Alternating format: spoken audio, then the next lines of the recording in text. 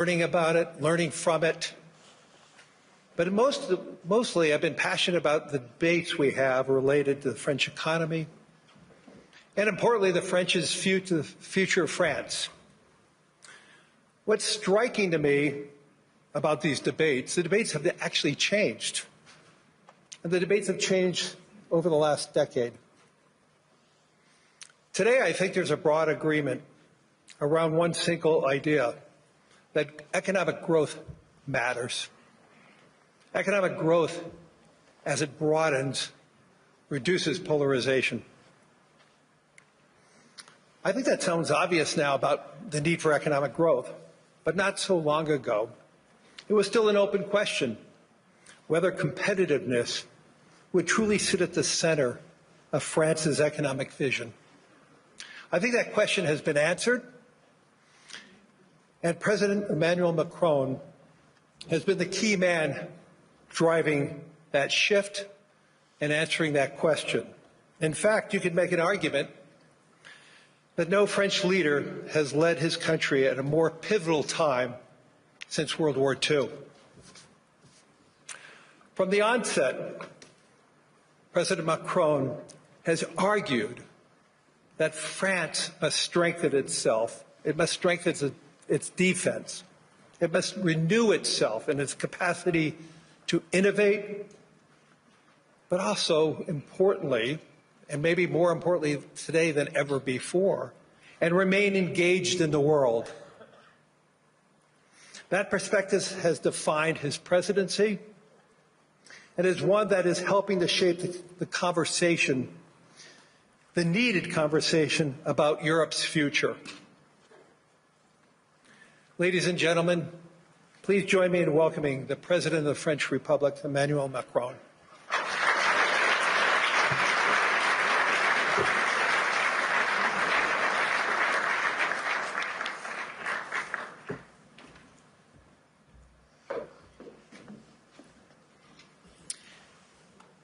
Thank you very much, Lai, for your words. Your Majesties, distinguished heads of state and governments, President Lagarde, ministers, ambassadors, business leaders, ladies and gentlemen. I'm extremely happy to be here, and it's great to be here, as the Financial Times would say. And it's a time of peace, stability, and predictability. So let's try to address the key challenge of this world in a few minutes' time. But it's clear that we are reaching a time of instability, of imbalances, both from the security and defense point of view and the economic point of view. Look at the situation where we are. I mean, a shift towards autocracy against democracy, more violence, more than 60 wars in 2024, an absolute record, even if I understood a few of them were fixed. And conflict has become normalized, hybrid, expanding into new domains, space, digital, information, cyber, trade, and so on. It's as well a shift towards a world without rules, where international law is trampled underfoot, and where the only law that seems to matter is that of the strongest, and imperial ambitions are resurfacing. Obviously, the Russian war of aggression against Ukraine, which will enter into its 4th year next month, and conflicts continue in the Middle East and across Africa. This is as well a shift towards a world without effective collective governance, and where multilateralism is weakened by powers that obstruct it or turn away from it, and rules are undermined. And I can multiply the examples of international bodies weakened or left by the key economies.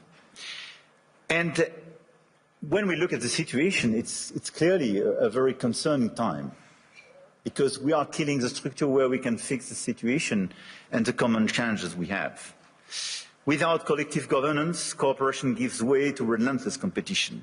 Competition from the United States of America, through trade agreements that undermine our export interests, demand maximum concessions, and openly aim to weaken and subordinate Europe, combined with an endless accumulation of new tariffs that are fundamentally unacceptable, even more so when they are used as leverage against territorial sovereignty.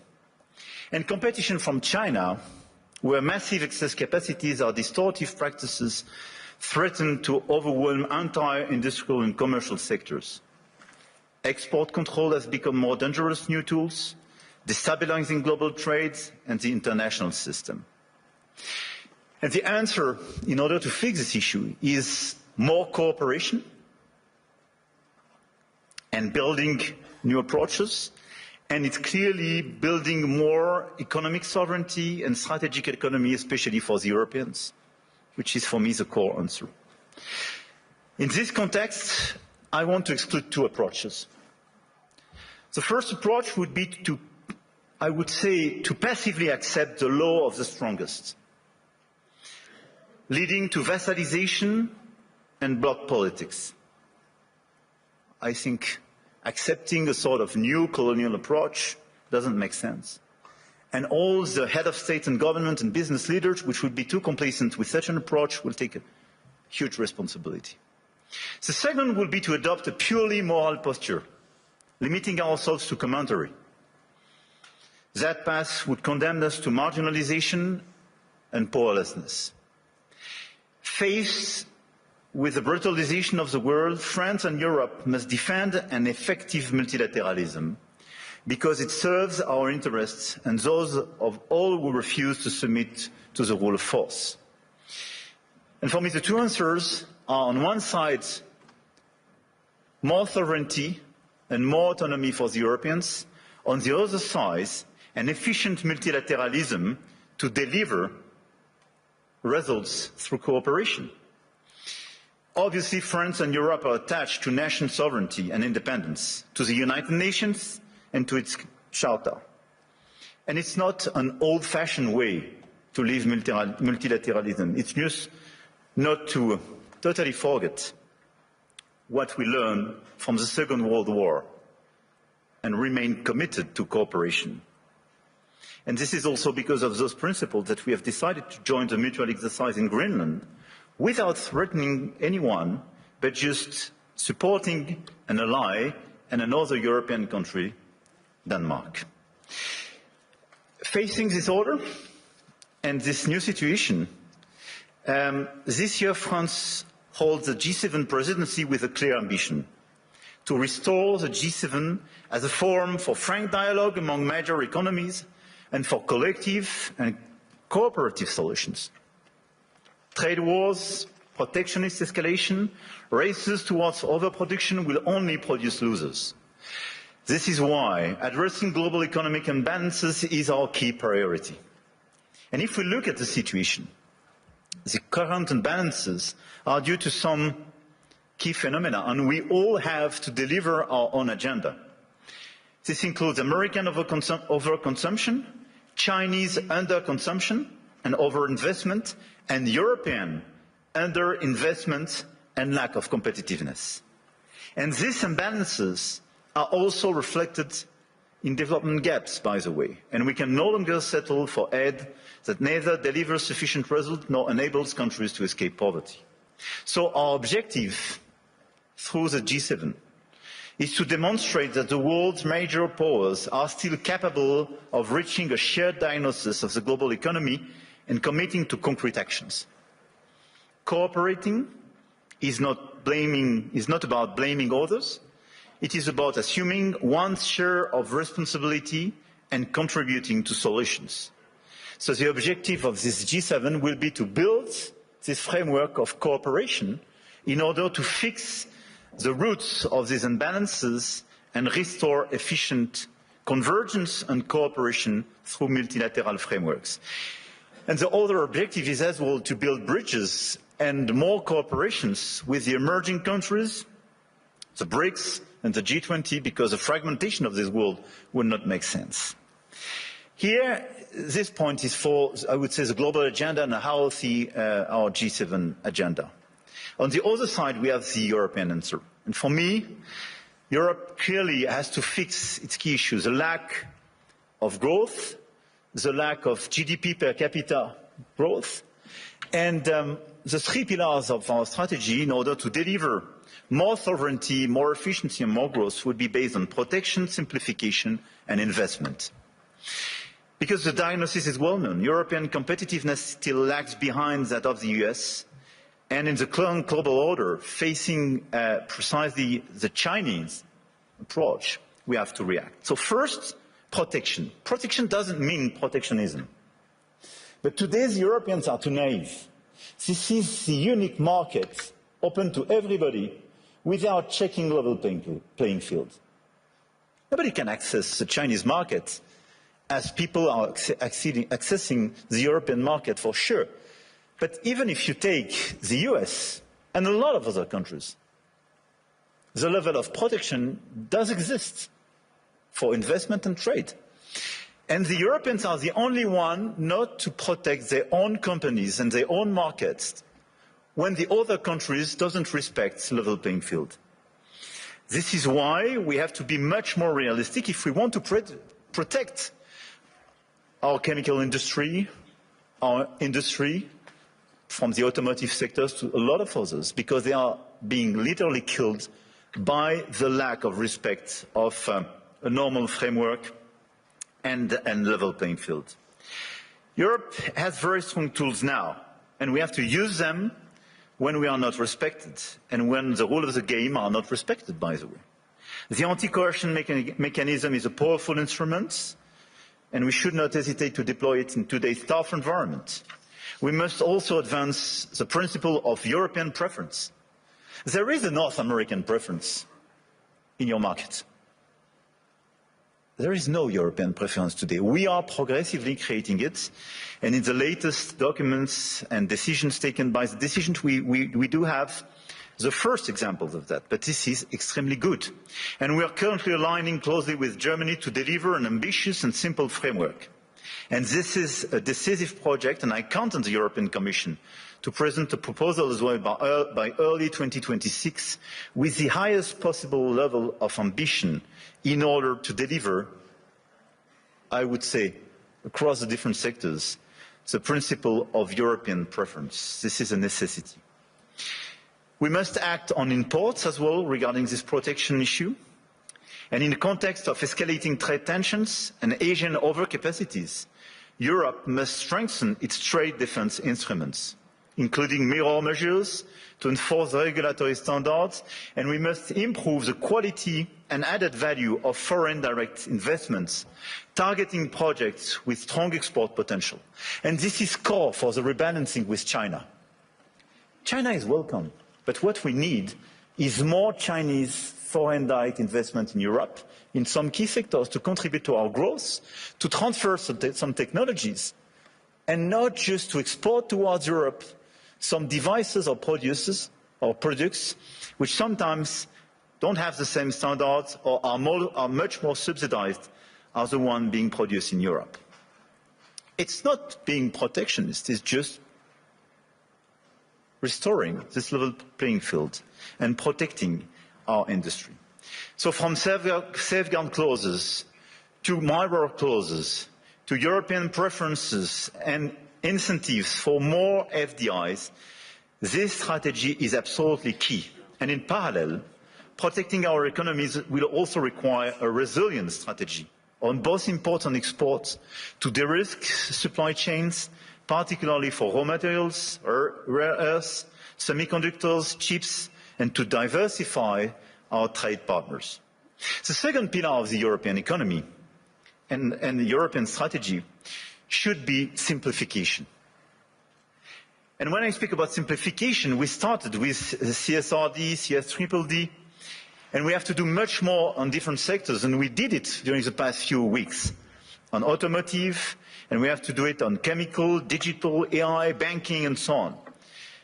And the core of this simplification is sometimes to get rid of some recent regulations when they desynchronize in a certain way the European Union in comparison with the rest of the world. But we have as well to accelerate the deepening of the single market. On all these sectors, the 450 million inhabitants and consumers market should be the domestic market of all the EU companies. It's not yet the case as long as you have complexities.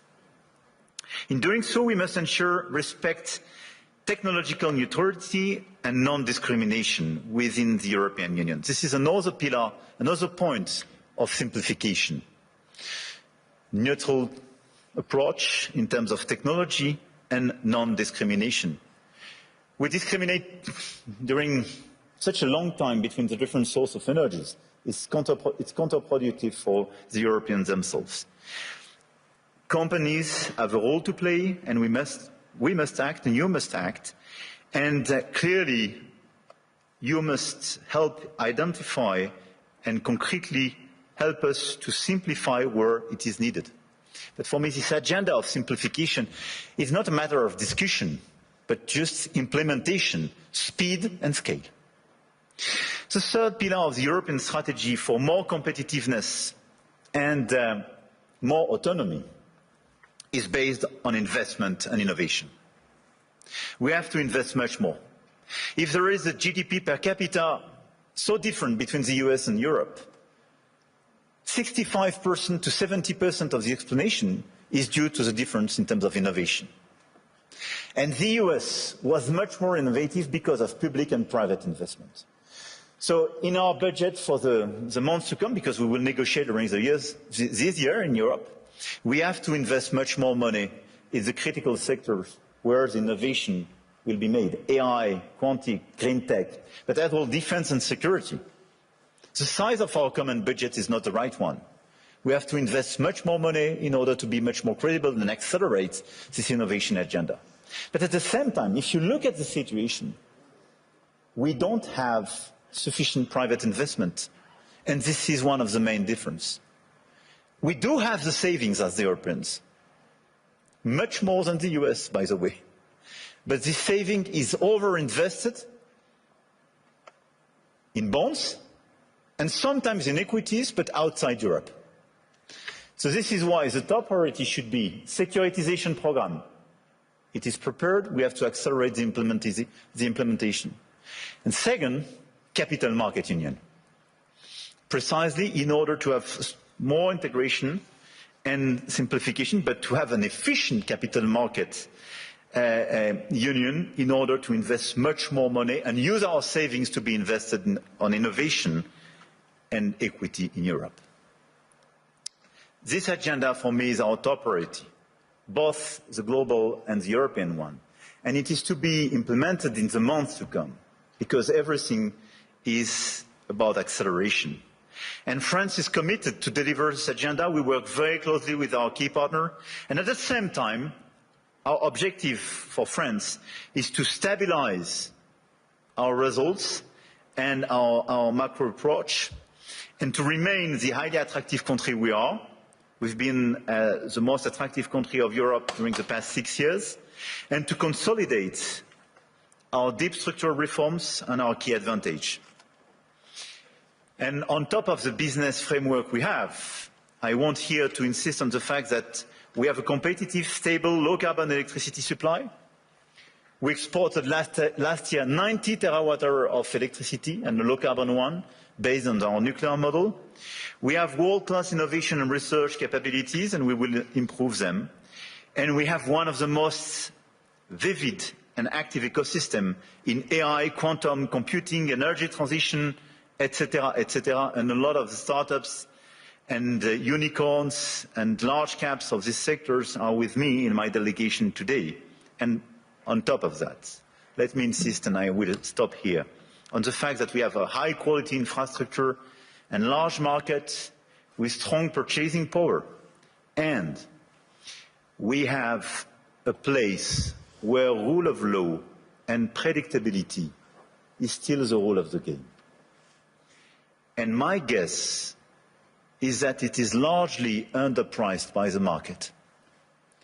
And beyond what you can do in terms of investment, what you can do in terms of strong ambitions, having a place like Europe, which sometimes is too slow for sure, and needs to be reformed, for sure, but which is predictable, loyal, and where you know that the rule of the game is just the rule of law, it's a good place. And I think this is a good place for today and for tomorrow.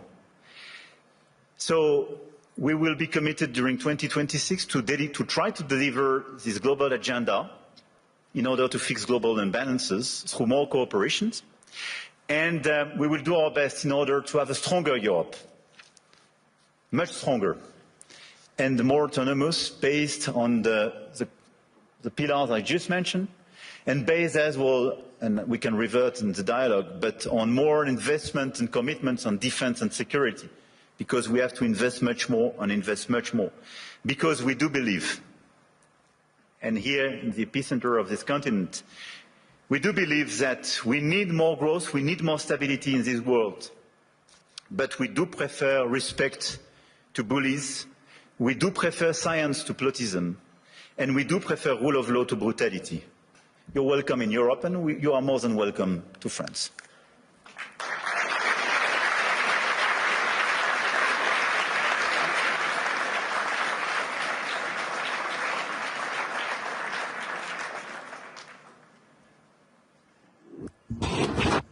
What I'd really like to ask you is, how's your last few days been?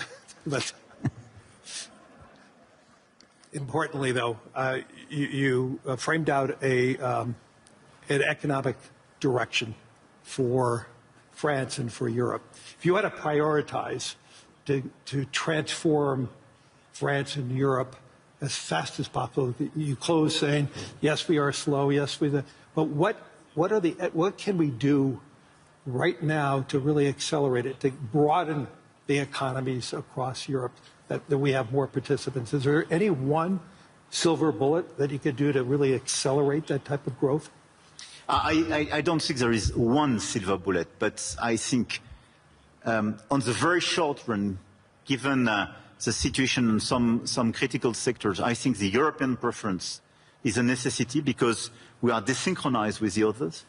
And the second one is clearly a big bunch of simplification. The 28th regime, which is being prepared by the Commission, and the deepening of the single market is key. And this is why I insisted on capital market union. I think if we deliver European preference and capital market union, here are two game changers. Well, you know, I've been talking about the capital market union in Europe as one of the major hindrances compared to the U.S. And so, yes, but I do believe, as we witnessed starting last year, we're starting to see it accelerate this year, you're starting to see more international flows coming back to Europe. And so that is beginning, and so I do believe that will accelerate. But in terms of priorities, if you had to tell the Commission, what should they be more swift in terms of transforming Europe faster, so it can compete with the U.S., compete with Europe, and exceed China and Europe, China and the U.S.? Look, I think this is the discussion we have clearly with the Commission. We'll have an informal summit in February focused on this topic. Everything was largely drafted by both Letta and Draghi's reports and is well known. I think the difference is that Draghi was before China surpluses vis-à-vis Europe. I mean, we should not underestimate the fact that 2025, for the very first time, $1 trillion. Yeah, China has such a surplus vis-à-vis the rest of the world, one-third vis-à-vis the US, one-third Europe, one-third the rest of the world. But it was $1 trillion. It was bigger than any other time. Yeah, and for the first time, the deficit between Germany and China was a trade deficit for Germany. And this is a game changer for Europe. So this is why, clearly for me, we have to fix this issue. And second, it's about the tariffs. So if I have to tell you what could change the game and our approach for all of us in the year to come, for me it would be a bunch of simplification with all this omnibus package for the Commission sector by sector, European preference, capital market union, and dismantling of the tariff between US and Europe. Because in such a context, what doesn't make sense is to have tariffs between allies. Right. We have to fix the war in Ukraine. We have to help the Ukrainians to resist and find a sustainable peace. We have to fix prosperity in democracies. I mean, it doesn't make sense to have tariffs and be divided, and even to threaten now with additional tariffs. We can use the crazy thing is that we can be put in a situation to use the anti-coercion mechanism for the very first time vis-à-vis the US if they put additional tariffs. Can you imagine that? This is crazy. I do regret that. But this is a consequence of just unpredictability and useless aggressivity. So what we have to do is to remain very calm, all of us. We have such an agenda with so many opportunities and so many challenges. So let's be focused on peace in Europe. Everybody should be focused to help the Ukrainians to have a sustainable peace. Level playing field and fixing the issues and these imbalances with China, because it's an issue for the Europeans and the Americans. And third, let's be focused on more competitiveness in Europe and this big acceleration, full stop. Throughout the sessions today, and I think during the week, AI is going to be the dominant conversation. And the question is, how does AI develop in Europe? I know there was one conversation already being held on that. What is your vision of AI for France specifically? Look, we are a strong believer, and 1 year ago we organized this AI summit in Paris, and we are one of the most vibrant ecosystems in Europe. We're really built. Not in a recession, so 6.9%, calendar year 2025, 5.4%. I have called for getting that number down to 3% by the end of President Trump's term, and I think we're on the way. So you've been using that tariff money to pay down the deficit then? It feeds into the general account, and it's been a big part of it. And again, last year, the U.S. 10-year bond was down about 40 basis points. I believe France was up about 40 or 50, Germany was up 50 or 60. U.S. bond market had its best performing year since 2020. And again, back to your point that